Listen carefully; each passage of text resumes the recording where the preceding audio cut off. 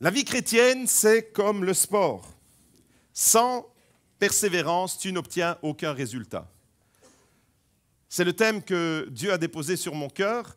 Sans persévérance, tu n'obtiens aucun résultat. Malheureusement, aujourd'hui, la société a formaté un type de personnage avec un profil bien défini. Notre génération, la génération dans laquelle nous vivons, est caractérisée d'une certaine manière par trois choses qui reflètent un peu la mentalité ambiante dans laquelle nous vivons. Et que l'on soit chrétien ou pas, eh bien, cette mentalité, elle nous affecte. Notre génération est caractérisée premièrement par l'exigence du résultat immédiat.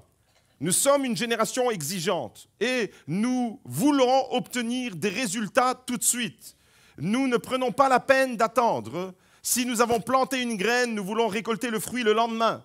Nous n'avons plus la patience d'attendre. Vous savez, ma mère me racontait quand elle était en Sicile, quand elle était jeune, elle devait sortir de la maison, traverser tout le village avec ses sœurs, prendre des jarres en terre cuite et aller chercher, elle portait ça sur leur tête, aller chercher l'eau à la fontaine. Il n'y avait pas de l'eau courante dans la maison.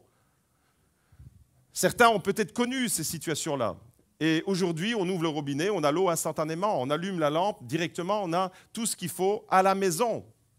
On est aujourd'hui, alors il y a du positif, il y a du négatif, on est une société exigeante quant au résultat, quant à l'immédiateté exigée du résultat. La deuxième caractéristique qui est un peu dans la continuité de la première, c'est que nous sommes une génération à la lassitude rapide. On se lasse vite de quelque chose. On est vite passionné par quelque chose, vite on est enflammé, et très vite ça peut retomber, le soufflet peut retomber. Et la troisième caractéristique, c'est qu'il y a un risque d'abandon très élevé dans plusieurs domaines de la vie. Un risque d'abandon très élevé. Alors vous avez compris que la persévérance, qui est un thème biblique majeur qui traverse toute l'Écriture, est une grande nécessité.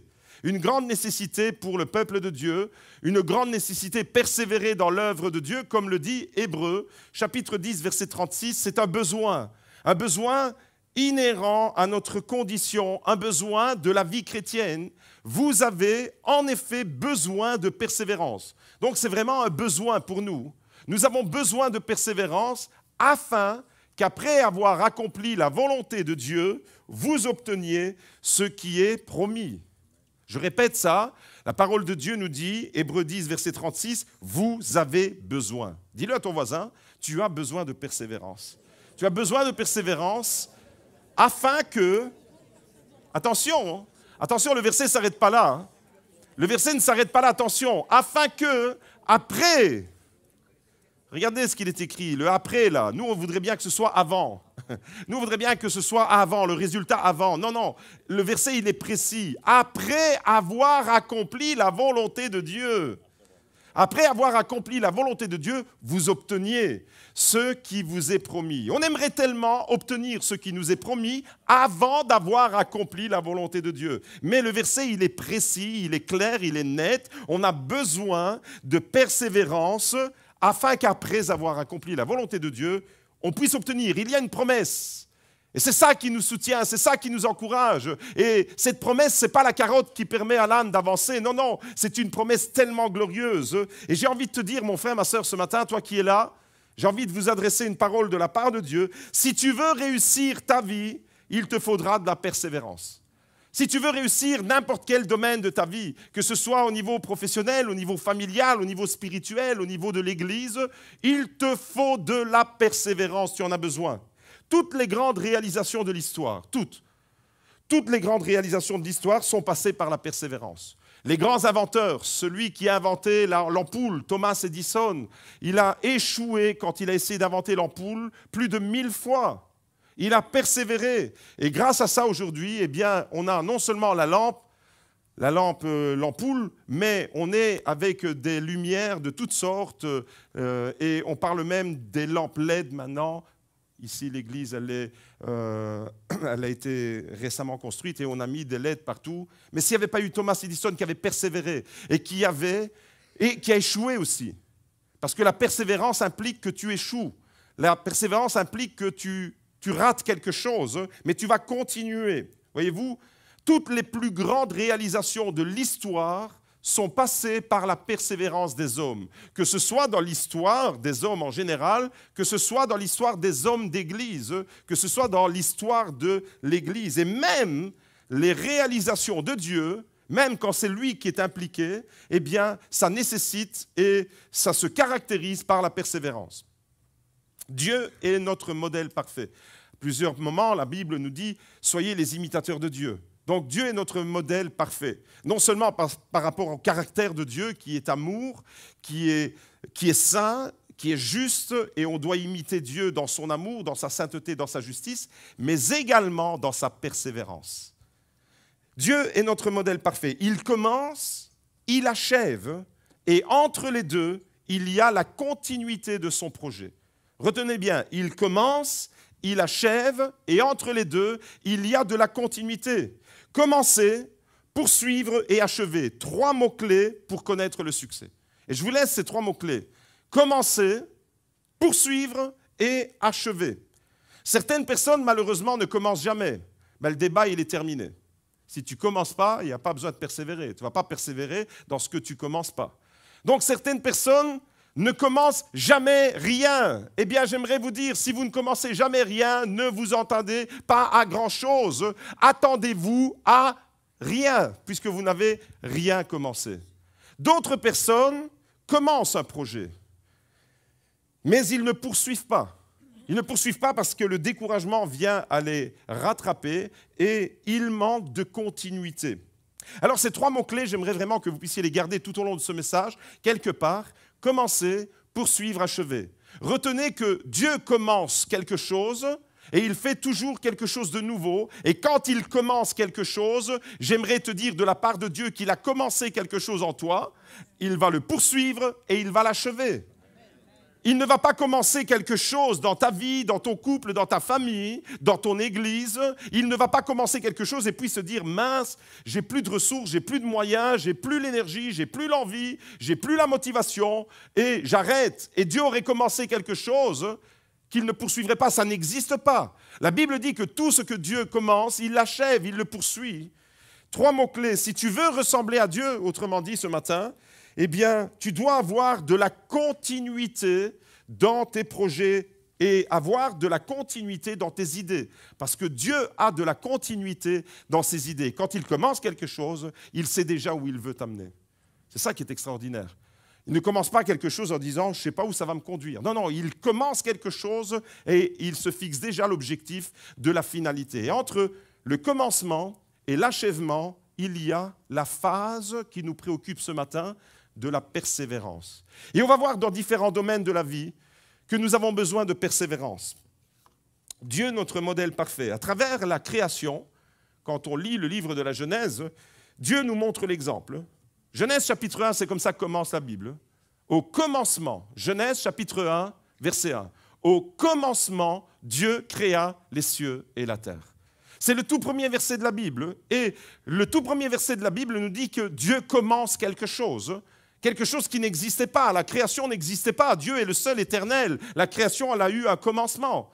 Donc Dieu commence, Genèse chapitre 2, après les 7 jours de la semaine de la création.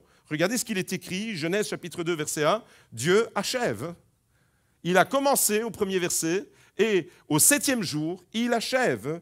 Ainsi furent achevés les cieux et toute leur armée. Le 7e jour, toute l'œuvre que Dieu avait faite était achevée. C'est même dit 2 fois dans le texte. Ainsi furent achevés les cieux et la terre et toute leur armée. Et le 7e jour, toute l'œuvre que Dieu avait faite était achevée. Si jamais tu n'avais pas entendu, eh bien, il te le répète 2 fois dans le même verset. Le 7e jour, toute l'œuvre que Dieu avait faite était achevée et il se reposa au 7e jour de toute l'œuvre qu'il avait faite. Dieu bénit le 7e jour et le sanctifia, car en ce jour, Dieu s'était reposé de toute l'œuvre qu'il avait créée. Amen. Alors pourquoi avons-nous besoin de persévérance? Si vous observez votre vie personnelle, votre vie familiale, votre vie tout simplement, ou peut-être même la vie en général, si vous observez et si vous êtes attentif, vous allez vous apercevoir qu'il y a des cycles dans la vie. Il y a des phases dans la vie. La vie, ce n'est pas quelque chose qui commence et qui va sur une ligne droite, sans interruption, sans montagne, sans vallée. Ce n'est pas un long fleuve tranquille. Nous traversons des cycles, des phases dans notre existence, qu'on peut appeler des phases, des cycles ou des étapes. Et ça, c'est dans la plupart des choses qu'on entreprend. Ça, c'est la vie en général. On vient au monde, on vient au monde comme un bébé, on devient un enfant, et puis un ado, et puis un jeune homme, et puis un homme adulte, et puis on vieillit, et puis tout ça nous fait passer par les différents cycles et par les différentes étapes. C'est tout à fait normal. C'est inscrit dans notre création. C'est une des conditions de notre création. Nous sommes dans des phases, dans des cycles, dans des étapes. Voyez-vous, et le premier exemple que j'aimerais prendre, c'est l'exemple du couple. Nous avons besoin de persévérance dans nos familles, dans le couple. Vous savez que nous avons vécu les deux derniers cultes ont été vécus avec une intensité extraordinaire, avec une onction extraordinaire. Il y a 15 jours, le thème, c'était la famille. On a vu différents sujets sur la famille. Et puis, la semaine dernière, c'était le thème de « bas les masques, retirer les masques ». Et puisqu'on a parlé de la famille, eh bien, j'aimerais prendre l'exemple de la famille. Nos couples, nos familles ont besoin de persévérance. On a besoin de persévérance. Pourquoi? Et on va le découvrir dans quelques instants. Alors, les différentes phases dans la vie d'un couple, les différentes étapes, si vous voulez, c'est tout d'abord, il y a ce qu'on appelle la rencontre entre un homme et une femme. Le couple, selon la Bible, c'est un homme et une femme. Des jeunes, souvent, ou des moins jeunes. C'est la rencontre. Ça, c'est la première phase, c'est la première étape. La rencontre, c'est généralement accompagné de ce qu'on appelle le coup de foudre. Ne confondez pas le coup de foudre, parce qu'après quelques années de mariage, le coup de foudre devient coup de coude.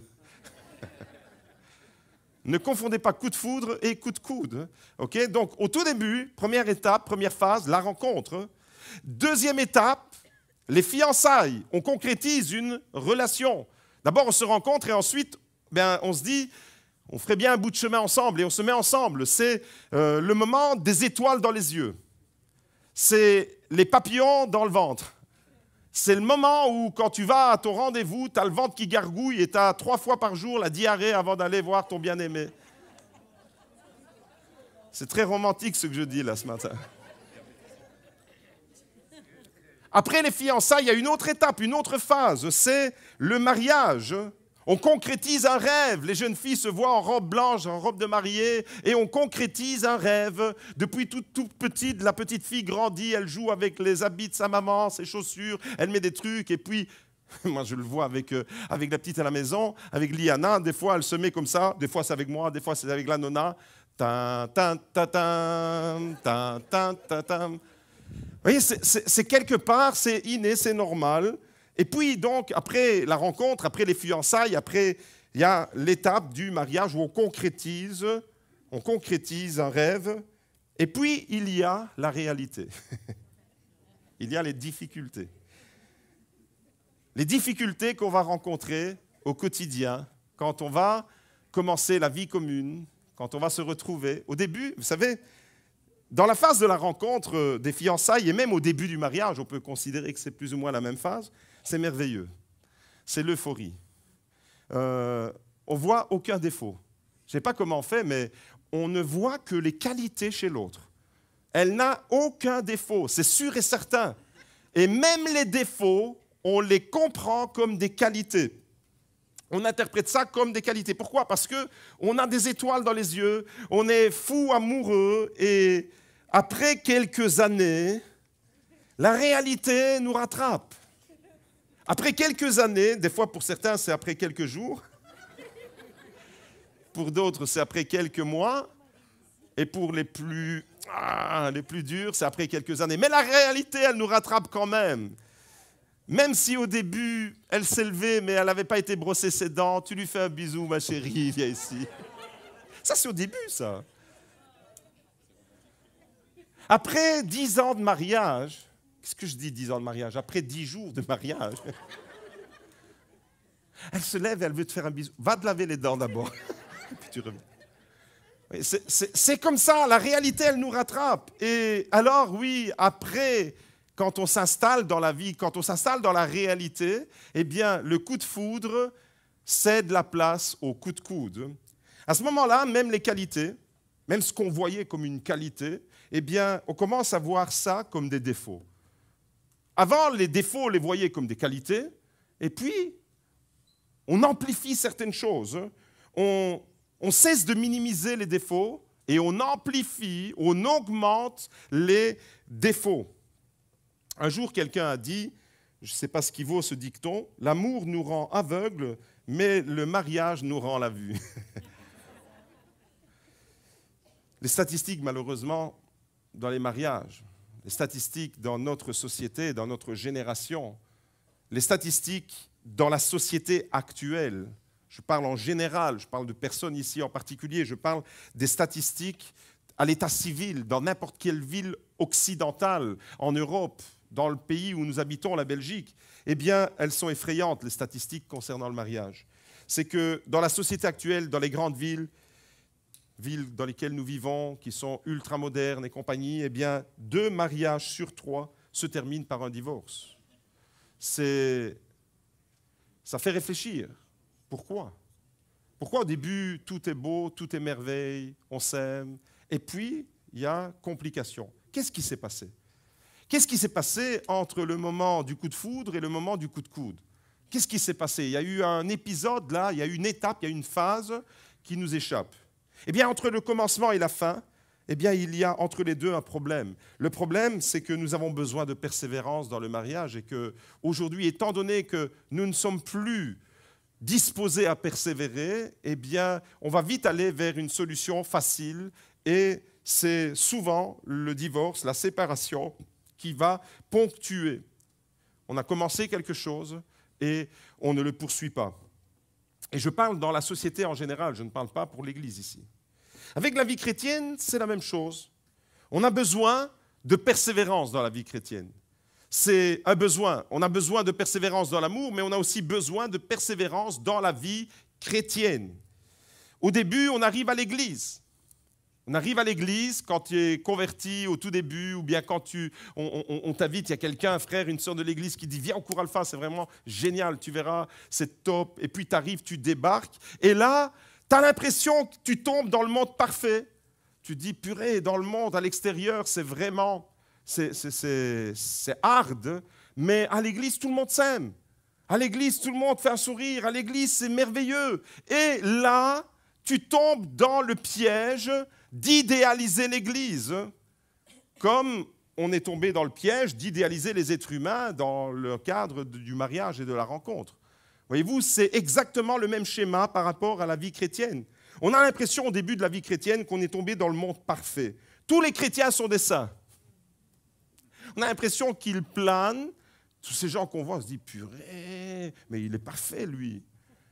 On a l'impression qu'il lui manque plus que l'auréole au-dessus de la tête. Et puis, ça c'est le temps, si vous voulez, de la lune de miel, dans la vie spirituelle. Au début, on a l'impression de voir que les qualités dans une église. Et puis, on rentre dans la vie de l'église, et là, on commence à ouvrir les yeux. Après le temps des fiançailles spirituelles, si vous voulez, je fais le parallèle entre le couple et la vie chrétienne maintenant. Après le temps des fiançailles, on commence à ouvrir les yeux et à découvrir que finalement, ce qu'on a idéalisé, eh bien, on a eu tort de l'idéaliser. Et on commence à voir les défauts, on commence à être déçu même. On commence à être déçu des chrétiens, on commence à être déçu de ceux qu'on pensait qu'ils étaient des modèles. On commence à affronter les situations et la déception, elle va, si on ne la gère pas à ce moment-là, elle va entraîner du découragement et le découragement va nous priver de persévérer. Et c'est dans ce stade-là que bien souvent les gens quittent une église. Quand ils ont idéalisé trop l'église et qu'à un moment donné, ils se rendent compte que finalement, l'église, ce n'est pas le monde parfait parce que l'église, elle sera parfaite quand elle sera au ciel. On est tous dans l'imperfection et forcément, on va décevoir. On va décevoir des chrétiens, on va décevoir des frères et des sœurs de l'Église, on va être déçus, mais nous aussi, on va décevoir. C'est vraiment important de garder les deux en équilibre. On n'est pas seulement déçu des autres, on déçoit aussi les autres. Ça, c'est important de le garder ensemble, voyez-vous. Et comme pour le mariage, dans la vie chrétienne, soit tu affrontes les problèmes avec persévérance, avec écoute de la parole de Dieu, de ce que Dieu dit vraiment de l'Église, de ce qu'elle est l'Église. L'Église, ce n'est pas le monde parfait, ça n'existe dans aucun texte de la Bible. La Bible nous exhorte à aller vers la perfection, mais elle ne nous dit pas qu'on atteint la perfection ici-bas. Elle nous donne un modèle à suivre, mais elle ne nous dit pas qu'on devient parfait sur terre. Alors, soit, comme pour le mariage, la vie chrétienne fonctionne de la même manière, soit tu affrontes des problèmes et avec persévérance, tu remportes des victoires, ou alors tu butes contre les difficultés et tu échoues. Et tu peux échouer comme ça n'importe quoi. Tu peux échouer dans ta vie professionnelle, tu peux échouer dans ta vie en tant qu'étudiant, tu peux échouer dans ta vie de couple et de famille, tu peux échouer ta vie d'église également pour les mêmes raisons. La déception peut t'envahir à un moment donné dans ton cheminement, dans ton parcours. Il y a une déception qui est là et qui te perturbe. Le découragement t'emporte et puis tu te refroidis et tu oublies la passion que tu avais au début. On devient amnésique, si vous voulez. On oublie la passion, le zèle que nous avions pour le Seigneur. Au début, vous savez, c'est comme quand on est fiancé au début. On vient de la rencontrer. Waouh, j'ai rendez-vous avec elle. D'abord, tu vas 14 fois à la toilette parce que tu es complètement... Et puis, tu te dis, brosse les dents, parfum, Aqua di Gio à fond. Et puis, tu pars et tu vas la voir. Et là, quand tu la rencontres, tu as envie que ce moment-là, il ne s'arrête jamais. Je me souviens avec Magda, quand je devais la ramener à la maison, je me tapais volontairement tous les feux rouges. Tous les feux rouges, je faisais en sorte qu'il passe au... Quand je voyais qu'il était vert, je ralentissais. Il devient rouge. Je m'arrête. Ah, on doit s'arrêter. Elle devait rentrer à une certaine heure, mais je voulais gratter des minutes. Et puis, quand du rouge, il passait au vert, je faisais semblant d'avoir pas vu. Et puis, tu as derrière des gens qui te klaxonnent, ils disent « Qu'est-ce que tu fous ?» Ça, c'est le début, voyez-vous. Et avec l'Église, c'est la même chose. Avec l'Église, on a de l'entrain. Combien de gens j'ai vus aussi dans notre Église? Et c'est valable pour toutes les églises du monde, parce que l'être humain, il est le même partout. Combien de gens j'ai vus au début, plein d'enthousiasme, plein d'entrain, plein d'énergie, plein de joie, plein d'idées. On va révolutionner la terre à les entendre. Waouh!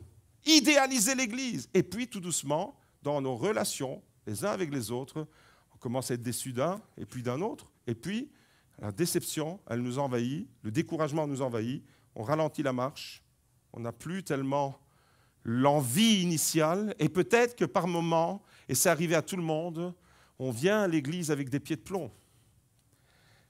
Besoin de persévérance. Tu sais pourquoi? Parce que la Bible dit que ce n'est pas que tu oublies, mais que tu abandonnes. Tu abandonnes quoi? Tu abandonnes ton premier amour. Voilà la raison pour laquelle nous avons besoin de persévérer. Apocalypse, chapitre 2, verset 4. Regardez ce qu'il est écrit. « Mais j'ai contre toi que tu as abandonné ton premier amour. » Et le premier amour, c'est exactement ça. C'est le moment où tu avais cet entrain, cette joie, cette naïveté, j'ai envie de dire. Ce moment comme un enfant qui est plein d'enthousiasme et qui se réjouit d'aller à une activité.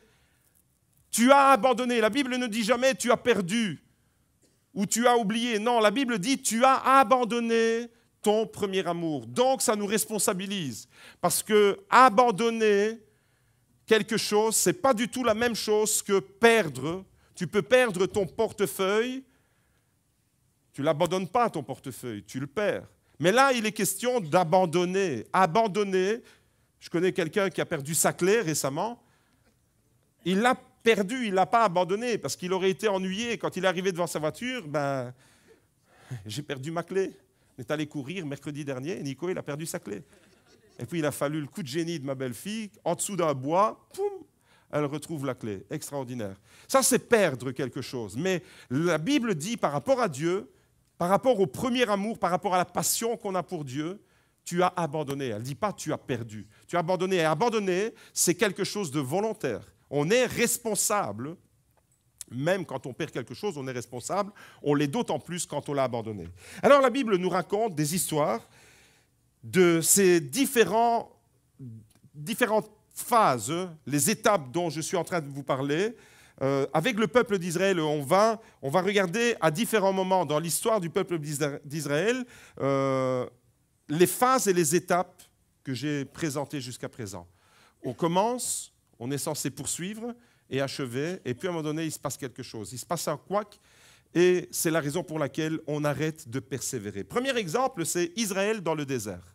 Israël dans le désert, vous connaissez l'histoire, pendant 400 ans, ils sont esclaves en Égypte, et puis Dieu lève un libérateur, Moïse, extraordinaire, un leader hors norme, qui va manifester, à travers lui, Dieu va manifester la puissance des miracles qui vont s'abattre sur l'Égypte, les 10 plaies d'Égypte, et puis ouvrir la mer et faire passer le peuple des miracles, autrement dit. Voyez-vous, et on voit comment cette histoire nous est racontée dans la Bible, et c'est vraiment très intéressant, à travers 3 chapitres que j'ai sélectionnés. Exode 14, Exode 15 et Exode 16. Tout d'abord, Exode 14. Exode 14, c'est le chapitre de la délivrance.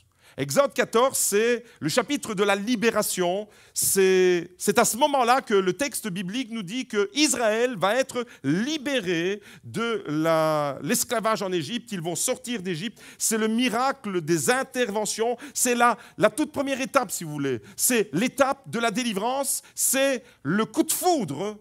C'est le début. C'est le coup de foudre. Israël, là, c'est merveilleux.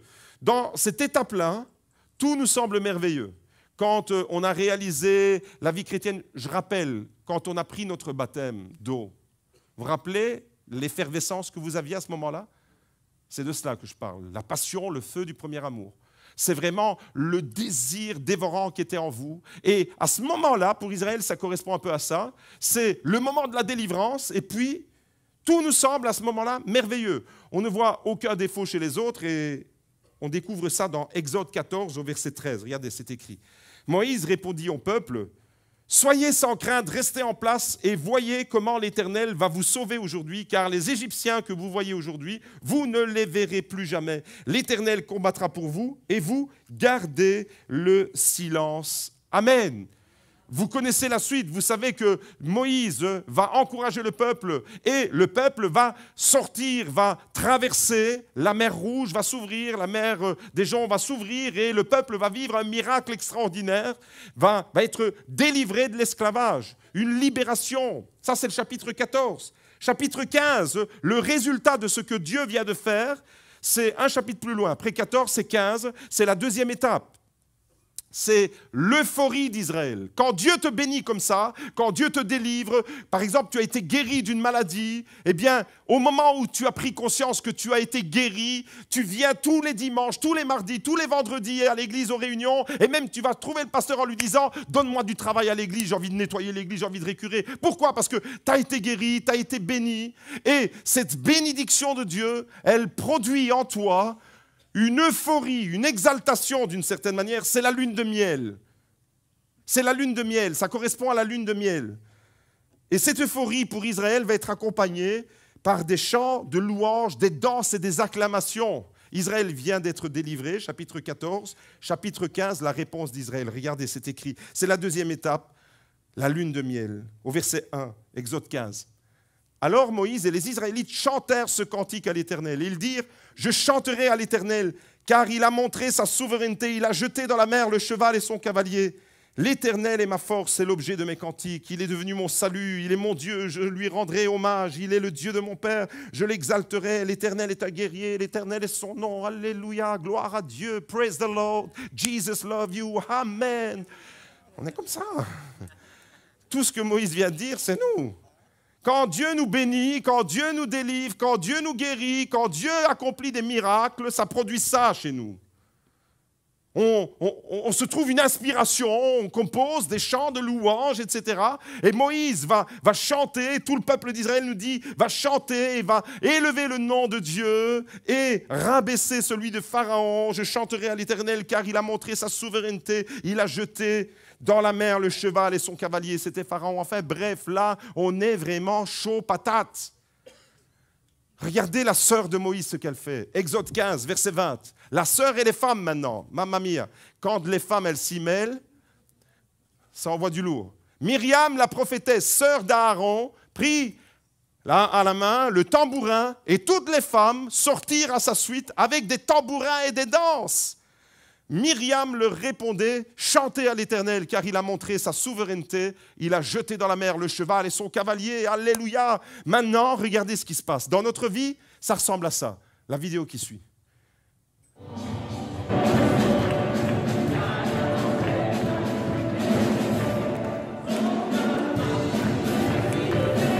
Je suis dans la joie, Jésus m'a sauvé. Alléluia. Je suis dans la joie, une joie immense. Et allez, on y va. Et c'est un prêtre catholique qui danse là. La messe est révolutionnée. Hey, vous pouvez vous lever, on va danser ensemble. On est bénis. La joie, une joie immense. Je suis dans l'allégresse, car Jésus m'a tout. Alléluia. C'est merveilleux, on va couper ça. C'est ce qu'il est écrit. On peut couper. On peut revenir au texte de Myriam. Il y en a qui veulent continuer à danser. Alléluia. Daniel, elle n'a pas encore capté. Tu peux couper, Daniel. Tu peux revenir à Myriam, le verset 15, chapitre 15. Ah, alléluia. Elle a enfin compris. Elle a enfin compris. Myriam, la prophétesse, elle a fait ça. Elle a fait exactement ça. Regardez, c'est écrit. Reviens dans le texte juste avant. Exode 15, verset 20. Myriam, la prophétesse, sœur d'Aaron, prit de la main le tambourin et toutes les femmes sortirent à sa suite avec les tambourins et des danses. Et elles ont dansé. Pourquoi? Pourquoi elles ont dansé? Parce qu'elles ont été bénies, parce qu'elles ont été délivrées, parce qu'elles ont été, waouh, rachetées de l'esclavage en Égypte. Quand on est béni, c'est souvent ça. Vous doutez qu'il se passe quelque chose quelque part. Vous savez compter avec moi? Jusque combien vous savez compter? Moi, jusque 20, je n'ai pas besoin d'utiliser. Après, je ne sais plus compter parce que jusque 20, je peux compter mes doigts et mes orteils. Après, je ne sais plus. Mais au moins jusque 16, tu sais compter jusque 16. Après 14, c'est 15. 14, c'est le chapitre de la délivrance. 15, c'est le résultat. La joie, les danses, les tambourins, le cantique de Moïse, d'Israël, les danses de Myriam, ce qu'on vient de voir là. Chapitre 16. Quand on est béni, on loue Dieu, on chante, on est joyeux. Mais après le chapitre 15, il y a le chapitre 16. Et le chapitre 16, c'est la troisième étape. On a l'impression que le peuple devient amnésique, tout d'un coup. L'amnésie, en l'espace de quelques jours. Le texte parle de quelques jours seulement. Là, il n'a même pas été question d'attendre longtemps dans le mariage. Non, en l'espace de quelques jours, quelques semaines, tout bascule d'un coup. Le peuple devient amnésique. Les bénédictions qu'il venait de recevoir, la délivrance, la libération de l'Égypte, les chants, les cantiques, la louange. Amnésie totale. Après la délivrance opérée par Dieu, après ces chants, maintenant, on rencontre l'ingratitude des enfants de Dieu. C'est ce qui doit certainement faire le plus mal au cœur de Dieu, ça. L'ingratitude des enfants de Dieu. Le peuple veut tout abandonner et faire marche arrière. Ils veulent retourner en Égypte. Ils se lamentent. Ils murmurent. Ils sont en colère. Ils se révoltent même. Ça, c'est nous. C'est la phase de l'oubli. C'est la phase de l'ingratitude. C'est la phase du non-respect, de la persévérance dans la vie nouvelle que Dieu nous offre. Israël aurait dû persévérer à ce moment-là. Exode 14, délivrance, libération, puissant miracle de Dieu sur le pays d'Égypte. La mer, elle s'ouvre. Exode 15, la louange, le cantique et les danses. Exode 16, il se passe quelque chose. On découvre ça. La phase, l'étape. Vous vous rappelez, je vous parlais que notre vie, elle est faite d'étapes et de phases, de cycles. Il y a des moments dans ta vie où tu vas être béni. Et il y a une euphorie qui va envahir ton cœur. Et tu vas te dire, purée, que c'est bon de venir à l'église, je me sens bien, je n'ai plus envie de partir. Et puis il y a un autre moment où tu vas te dire, je n'ai pas envie de croiser celui-là. Je n'ai pas envie de croiser celle-là. Je vais aller après le début de la réunion et je vais partir avant la fin de la réunion. Je me taille comme ça, incognito. On sait que je suis là, mais en même temps, vous voyez, la mentalité elle a changé. Il y a une phase dans laquelle tu commences à entrer qui n'est plus du tout la même que celle d'avant.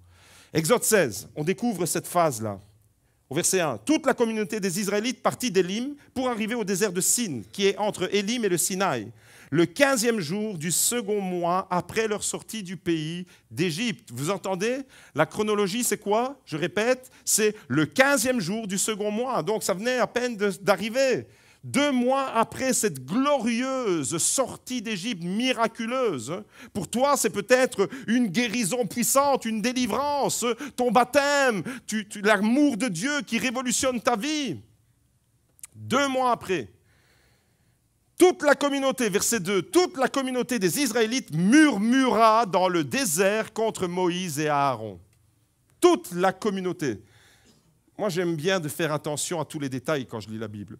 Il n'est pas écrit quelques-uns, il est écrit toute la communauté des Israélites murmura dans le désert contre Moïse et Aaron. Les Israélites leur dirent, « Que ne sommes-nous morts par la main de l'Éternel dans le pays d'Égypte, quand nous étions assis près des marmites de viande, quand nous mangions du pain à satiété, car vous nous avez fait venir dans ce désert pour faire mourir de faim cette assemblée. » Voilà comment, maintenant, ils interprètent ce que Dieu avait fait.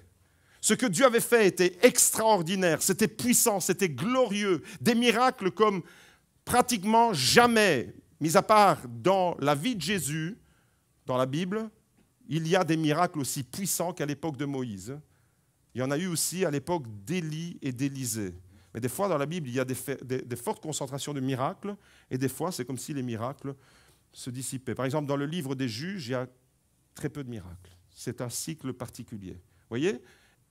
Le peuple vit là, le peuple d'Israël, le peuple de Dieu vit un des moments les plus intenses dans l'histoire d'Israël, dans l'histoire de la relation, de l'alliance entre Dieu et son peuple. Des miracles. Personne n'est jamais sorti de cette manière-là de l'esclavage. La mer qui s'ouvre, toutes les plaies qui s'abattent sur l'Égypte. Quand tu vis quelque chose comme ça, tu ne l'oublies plus jamais. Ça doit te galvaniser, ça doit te porter, ça doit te booster. C'est waouh, tu as vécu quelque chose d'unique. Pour nous, c'est encore plus puissant parce qu'on était dans la mort à cause du péché et Jésus nous a délivrés, il a versé son sang et maintenant nous sommes dans la vie. Et nous avons reçu quelque chose de puissant, de glorieux. Nous sommes dans la vie nouvelle. Avant, nous étions dans les ténèbres. Maintenant, nous sommes dans la lumière. Avant, nous étions dans la mort. Maintenant, nous sommes dans la vie. C'est encore plus puissant qu'Israël. Mais on fonctionne de la même manière. Il y a dans mon histoire, dans ton histoire, un chapitre 14, un chapitre 15 et un chapitre 16. Malheureusement. Il y a un chapitre 14, c'est la puissance de Dieu. Il y a un chapitre 15, c'est ma louange. Il y a un chapitre 16, c'est mon découragement. C'est ton découragement. Pourquoi on est comme ça ? Écoutez bien ceci, les amis. Ce n'est pas seulement Israël, vous l'avez compris. C'est nous qui sommes concernés. Étape numéro 1, Dieu nous sauve, il nous bénit et il nous délivre. C'est nous qui sommes comme ça, dans notre vie. Étape numéro 1, dans ma relation avec Jésus. Il a donné sa vie sur la croix, je l'ai compris, par le Saint-Esprit, il me l'a révélé. Waouh, je suis sauvé, alléluia, je suis béni, il me délivre. C'est le début de la vie chrétienne, c'est le voyage de noces avec Jésus, si vous voulez, c'est les paillettes, c'est le moment où on est vraiment dans une intensité extraordinaire de relation, de communion. Les premiers pas dans la vie de l'Église également. Étape numéro 2, les interventions de Dieu suscitent en nous de la louange, des réjouissances, de l'excitation, de l'euphorie. On remercie Dieu, on témoigne aux autres de Jésus. Vous savez, un des paramètres pour savoir si tu es encore dans le feu, c'est quand tu parles de l'amour de Jésus aux autres, à tes collègues, à tes voisins. Mais quand tu arrêtes de parler, parce que tu deviens politiquement correct, tu te dis, ça ne se fait pas quand même, les gens, ils ont le droit d'avoir leur truc. Ben là, tu peux considérer que tu es en danger du texte d'Apocalypse qui te dit « Tu as abandonné ton premier amour ». Le feu que tu avais pour... Rappelle-toi, tu as été évangélisé par un collègue, par un ami. S'il ne t'avait pas parlé de Jésus, s'il ne t'avait pas dit « Viens à l'église, viens voir comment ça se passe », tu n'aurais jamais mis les pieds dans un rassemblement comme le nôtre et tu n'aurais pas été sauvé. Et tu as continué, toi, quand tu avais découvert ça, à faire la même chose avec les autres. Et puis, à un moment donné, la courbe, elle va vers le bas. Tu commences à t'installer religieusement dans un fonctionnement. Tu as abandonné ton premier amour. L'étape numéro 1, c'est quand tu es béni. L'étape numéro 2, c'est ta réjouissance, ta louange. Tu fais plein de promesses à ce moment-là. Dans l'étape numéro 2, Seigneur, je te suivrai, quoi qu'il arrive. L'apôtre Pierre, il était dans l'étape numéro 2 de façon puissante. Seigneur, j'irai avec toi à la mort. Et puis Jésus lui dit, attends, Pierre, t'oublies qu'il va y avoir une étape numéro 3. Le coq n'aura pas chanté que tu m'auras déjà nié 3 fois. Étape numéro 3. Vous voyez, étape numéro 1, étape numéro 2, étape numéro 3. Découragement. Tu es découragé, pourquoi? Pourquoi? Fais l'analyse dans ton cœur, qu'est-ce qui te décourage? Étape de la non-persévérance. Et pour Israël, cette étape de la non-persévérance, vous savez, elle se traduit comment? Étape de marche arrière. J'ai envie de retourner en Égypte. Purée, réfléchis Israël. Pendant 400 ans, Pharaon, il t'a tapé dessus. Tu as fait un travail de brin. Tu as fait des pyramides, des villes. Tu étais vraiment dans la boue. Tu ramassais des coups. Tu n'étais pas considéré comme un être humain. Et tu veux retourner là-bas? Vous imaginez la déception qu'il devait y avoir. Étape numéro 3, elle te fait faire n'importe quoi. Ça rime. Étape numéro 3, si tu n'es pas vigilant, elle te fait faire n'importe quoi. Elle te pousse à prendre des décisions. Elle te pousse à délaisser l'œuvre de Dieu.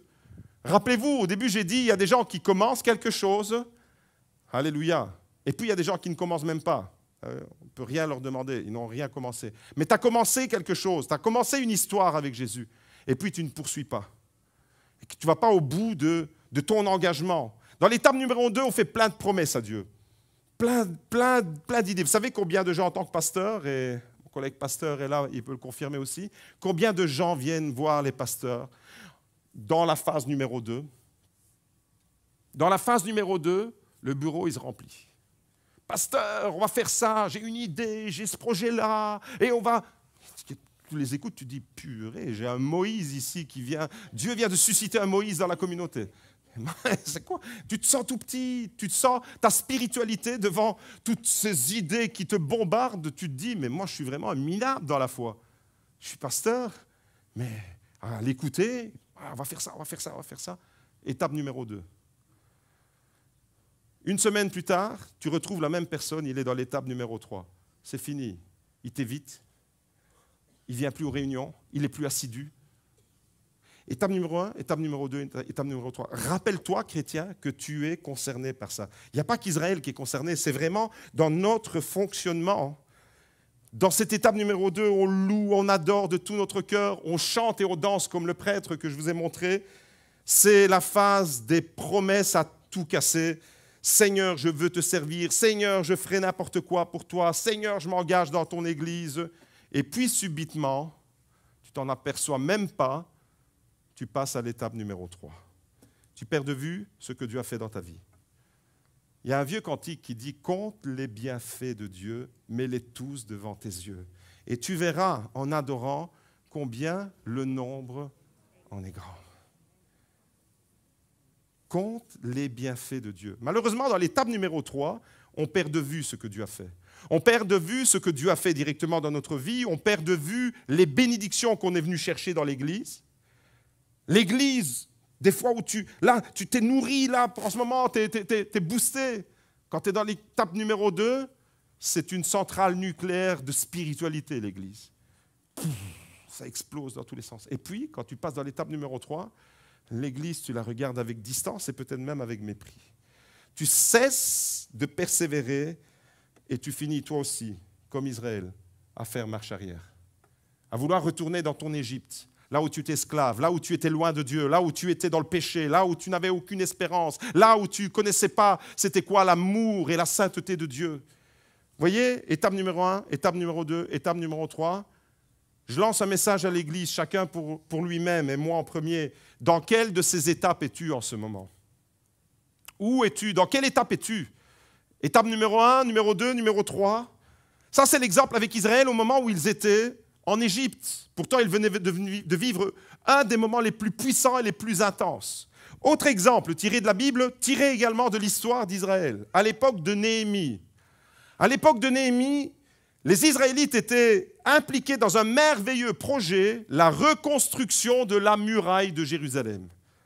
C'est extraordinaire ce projet. Jérusalem avait été détruite, Jérusalem avait été saccagée, les murailles avaient été renversées. Ça, c'est une vraie photo de Jérusalem actuelle, la muraille d'aujourd'hui. À l'époque, il y a toujours eu des murailles à Jérusalem. Comme toutes les villes de l'Antiquité, elles sont construites avec des murailles pour se protéger des envahisseurs.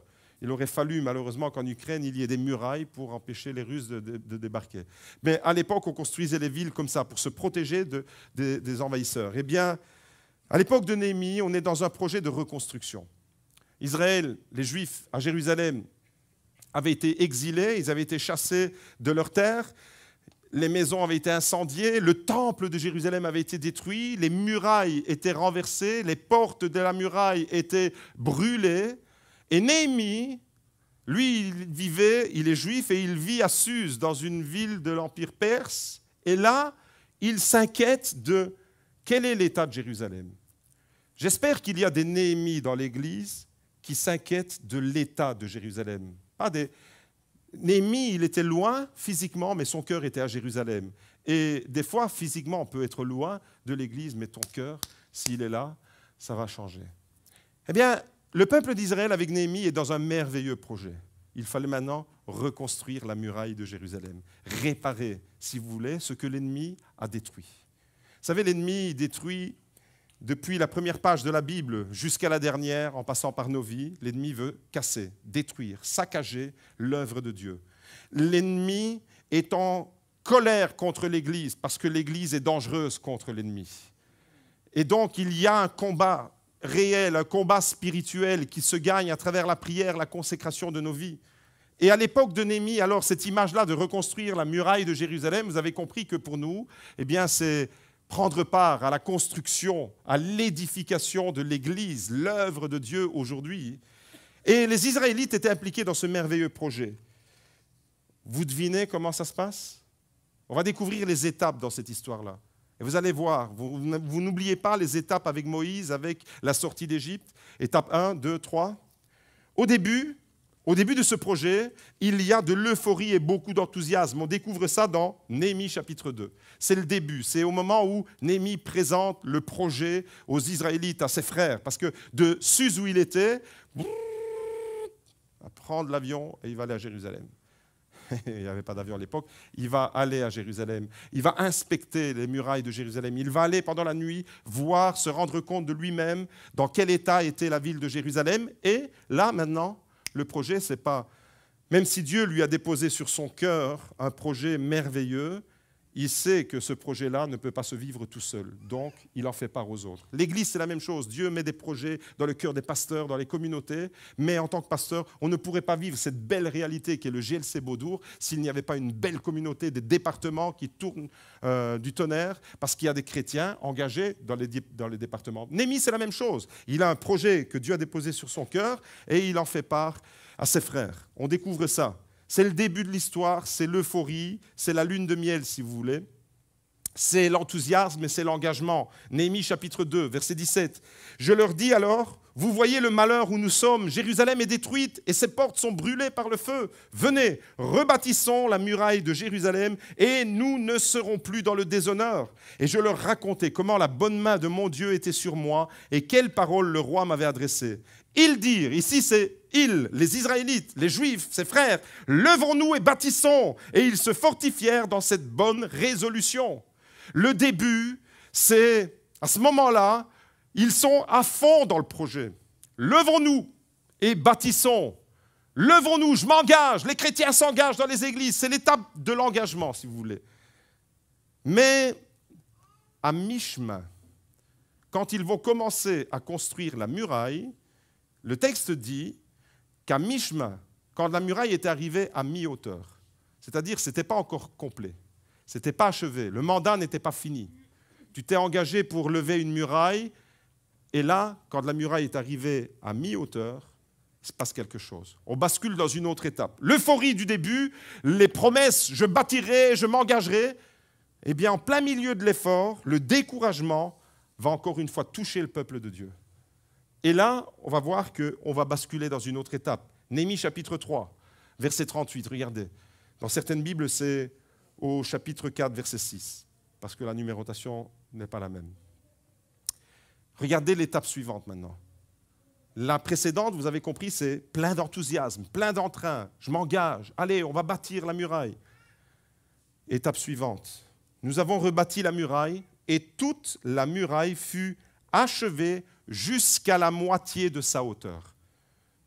Vous savez maintenant que quand je lis la Bible, j'aime bien faire attention à tous les détails. Le texte dit, la muraille fut achevée, mais pas complètement. La muraille fut achevée jusqu'à la moitié de sa hauteur. Vous savez, dans un projet, quel qu'il soit, c'est quand on est à mi-chemin que le découragement nous gagne. C'est quand on a déjà fait des efforts et qu'il nous reste encore du chemin. Tu regardes derrière et tu as fait de la route. Tu regardes devant et il te reste encore du chemin. Et c'est à ce moment-là, dans cette étape-là, que c'est le plus dangereux pour les chrétiens, parce que c'est souvent à ce moment-là qu'ils décrochent. C'est exactement ce qui arrive avec Néhémie. Quand la muraille est arrivée à mi-hauteur, autrement dit, tu as fait la moitié du travail, regarde la suite. Cependant, Judas disait au verset 4, le peuple prit à cœur ce travail, jusque-là c'est bon, verset 1. Verset 4, cependant, Judas disait, les forces manquent à ceux qui portent les fardeaux et les décombres sont considérables. Nous ne pourrons pas bâtir la muraille. Pam! Tu bascules dans une autre étape. Au début, la muraille, tu la dévores. Au début, la muraille, c'est rien pour toi. C'est quoi une muraille? Je t'en fais 10. Et puis tu commences, et là, comme le peuple, tu constates qu'il y a des décombres, la fatigue. Et tout ça joue, interfère, travaille ton moral. Ta mentalité va être infectée, affectée et conditionnée. Et à ce moment-là, eh bien, l'enthousiasme du début, levons-nous et bâtissons la muraille, devient, nous ne pourrons plus achever la muraille. Changement de discours, changement de langage. Pourquoi? Qu'est-ce qui s'est passé entre-temps? Le découragement, manque de persévérance. Alors retenez bien ceci, comme pour la période de Moïse, dans la période de Néhémie, pourquoi j'ai pris deux périodes complètement différentes? Pour montrer que le cœur de l'homme est toujours le même. Que le cœur de l'homme est le même, que ce soit à l'époque de Moïse, à l'époque de Néhémie ou dans notre génération. Pourquoi? Parce que notre génération, je le disais tout à l'heure, on veut les résultats tout de suite. La toute première chose que j'ai dit dans ce message, c'est quoi? C'est une caractéristique de notre génération. On veut les résultats maintenant. Lassitude immédiate. La lassitude, elle vient vite dans le cœur. On se fatigue, on se lasse facilement. Et ensuite, eh bien, le risque d'abandon est très élevé. Eh bien, on le voit avec Moïse, et on le voit avec Néhémie, et avec le peuple. Et ce n'est pas seulement dans leur génération, nous sommes concernés. Lorsque tu es dans un projet quel qu'il soit, au début du projet, que ce soit un projet de l'Église, que ce soit un projet de ta famille, que ce soit un projet n'importe lequel, un projet professionnel, un projet qui touche à ta vie, au début de n'importe quel projet, il y a souvent de l'enthousiasme. J'ai rarement vu quelqu'un qui commence un projet et qui commence un projet sans enthousiasme. Non, au début, ça mobilise les troupes. Au début, c'est waouh, ton cœur, il palpite pour le projet. Tu te lances dans une aventure et tu dis waouh, génial. Mais quand le temps passe, et il ne faut pas attendre souvent, longtemps, ça vient rapidement. On l'a vu avec Israël, après 2 mois, il voulait déjà retourner en Égypte. Quand, dans le cas de Néhémie, on arrive à mi-chemin, la muraille de ta vie, elle est arrivée seulement à la mi-hauteur. Dieu te dit, il y a encore le reste à parcourir.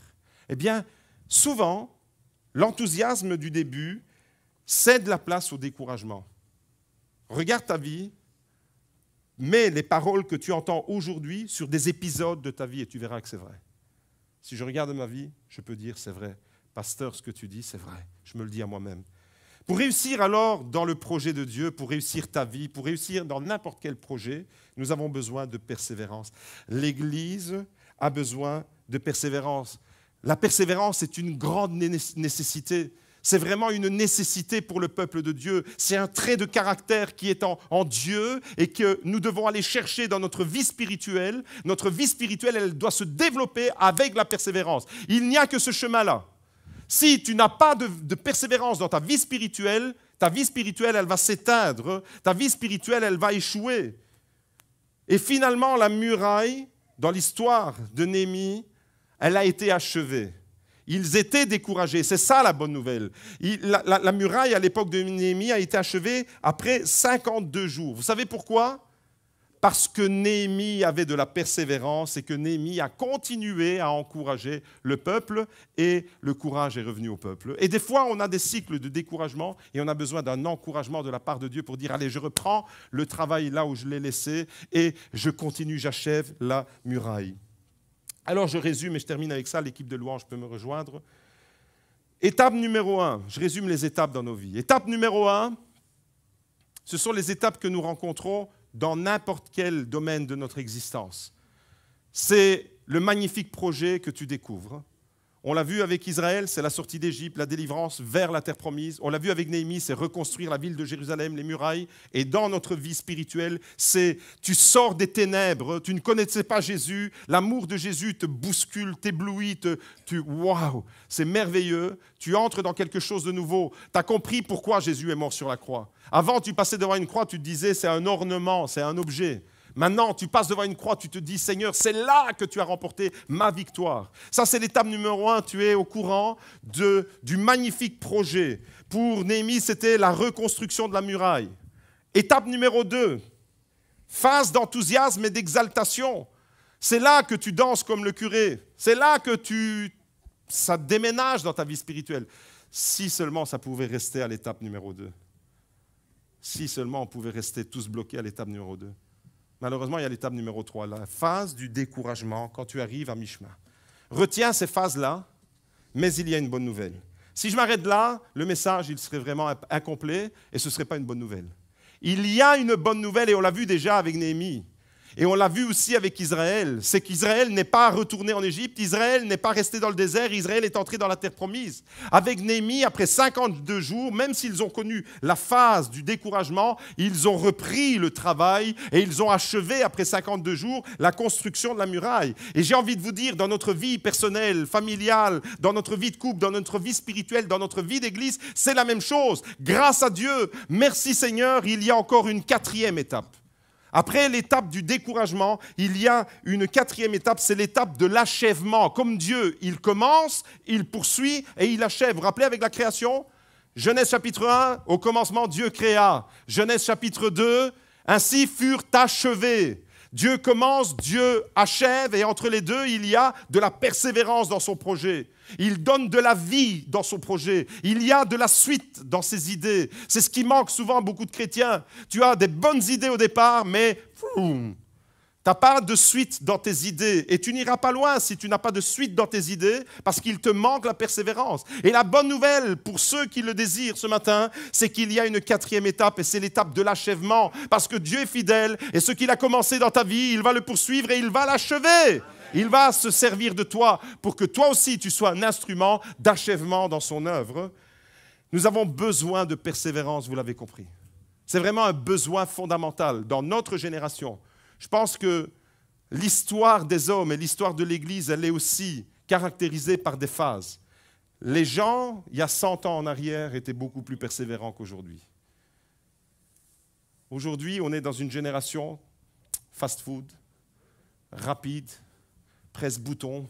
Je presse le bouton, je vais au Quick, au McDo, je presse le bouton, il y a le Fanta qui coule. Mais qu'est-ce Fanta? Avant, tu devais aller chercher dans l'arbre l'orange, tu devais prendre l'orange, tu devais presser l'orange, et puis tu devais boire l'orange. Attention avec l'orange. Mes amis, on a besoin de persévérance parce que naturellement, nous ne le sommes pas. Voilà la raison pour laquelle on a besoin de persévérance. Ce n'est pas un trait caractéristique de notre condition humaine d'être persévérant. Et on a besoin alors de découvrir la persévérance parce que naturellement, j'ai envie de dire, l'homme il est ingrat.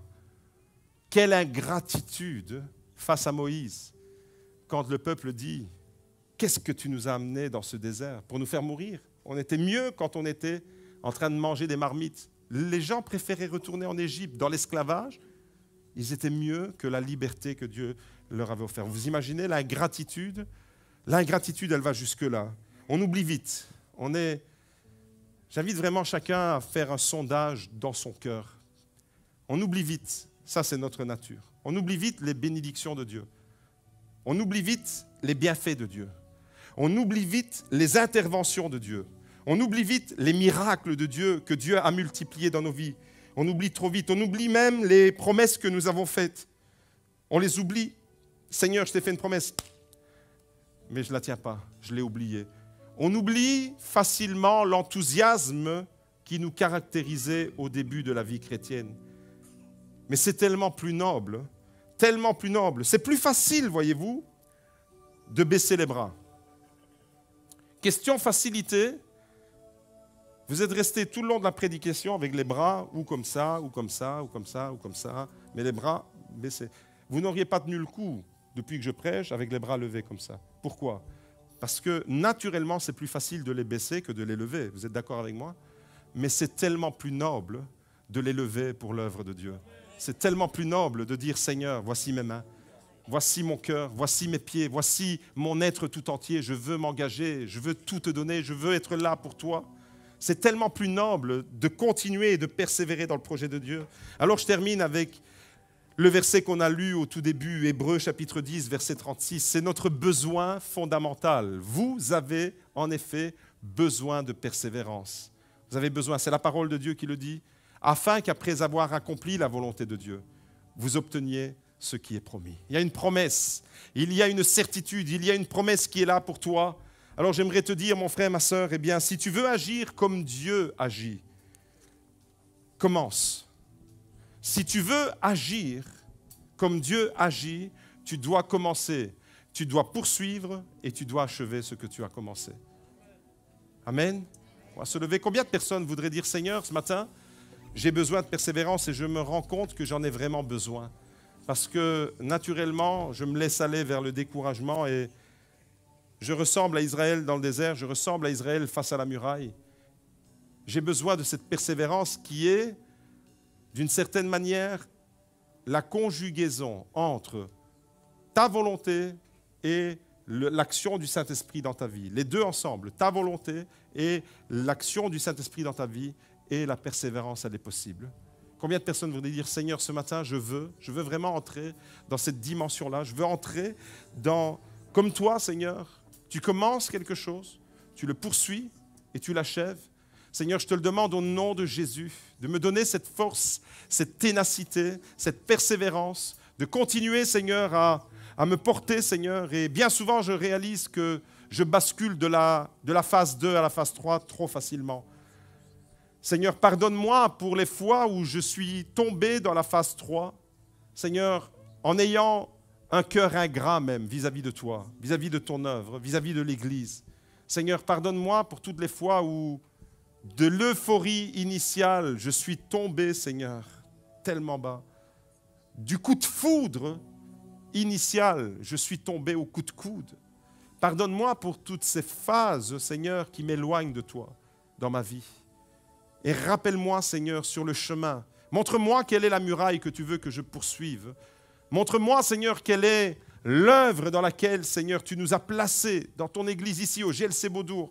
Seigneur, nous sommes privilégiés, nous sommes bénis d'être là, Seigneur. Donne-nous d'en prendre conscience. Combien, Seigneur, nous sommes privilégiés et bénis, Seigneur, de prendre part à ton œuvre, ici, dans cette communauté. Alors merci, Seigneur, de bénir et de déverser ton onction, Seigneur, sur ma vie. Est-ce que tu peux dire amen à ça? Merci, Seigneur. Dans le nom puissant de Jésus, on va chanter ensemble et on va consacrer nos vies.